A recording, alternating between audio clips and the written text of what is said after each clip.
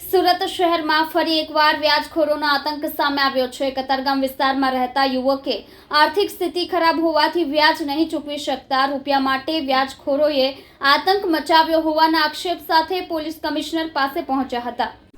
કતારગામ વિસ્તારમાં રહેતા પિયુષ માંગોકિયા 11 મહિના પહેલા વેપાર ધંધા અર્થે હરેશભાઈ ઝડફિયાના હસ્તક ભરતભાઈ ઝડફિયા અને જિગ્નેશભાઈ ઇટાણિયા પાસેથી વ્યાજે મેળવ્યા હતા। ધંધામાં આર્થિક નુકસાની વેઠવાનો વારો આવ્યો હતો, જેથી તેની આર્થિક સ્થિતિ ખરાબ હોવાના કારણે તો વ્યાજ ચૂકવી શકવામાં સક્ષમ નથી હોવાની તેમણે હરેશભાઈ ઝડફિયાને કહ્યું હતું।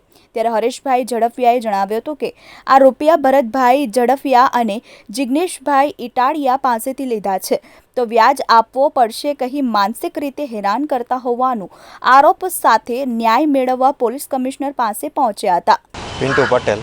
કઈ જગ્યાએ રહેવાનું? મારું રહેવાનું કતારગામ ધનમોરા પાસે, અને મેં જે રકમ છે એ 18/10/2022ના રોજ 20 લાખ રૂપિયા હરેશભાઈ પાસેથી મારી પાસે આવેલી। અટક બોલ ઝડપિયા। હરેશભાઈ બાબુભાઈ ઝડફિયા નામ છે, અને જે હરેશભાઈને મેં ધંધાની અંદર નુકસાની જતાં મેં એને કીધેલું કે તમારા રૂપિયા છે એ આપી દઈશ હું તમને, અત્યારે તમે વ્યાજ બંધ કરી દો। એટલે હરેશભાઈ ઝડફિયાએ મને એવું કીધું હતું કે ભરતભાઈ ધનજીભાઈ ઝડફિયા મારા ભાઈના પૈસા છે, એટલે વ્યાજ બંધ નહીં થાય, એટલે એ વ્યાજ બંધ નહીં થાય। અને પછી એ લોકોને મેં રિક્વેસ્ટ કરેલી કે ભાઈ આવડવા છે, તમે અત્યારે ધંધો બંધ છે એટલે તમે થોડોક ટાઈમ ખમો, એટલે એ ખમવાલ નહોતા।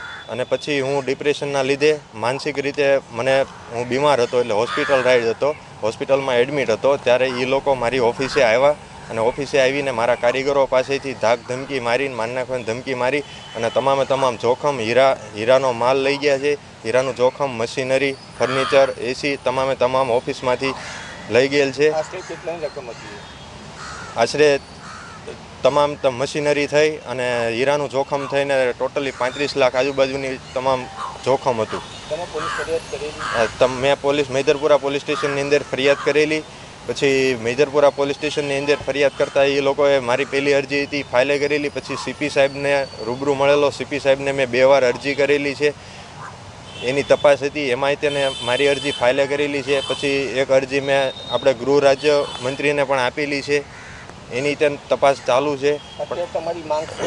અત્યારે મારી માંગ છે કે મારું જે જોખમ છે, અમારે જે હિસાબ હતો એ મારે દેવાઈ ગયેલો છે। મારે આશરે 31 લાખ રૂપિયા એમની પાસેથી લેવાના નીકળે છે, છતાં એ લોકો મારી ઉપર દબાણ કરે છે અને મને મારો માલ સામાન આપતા નથી।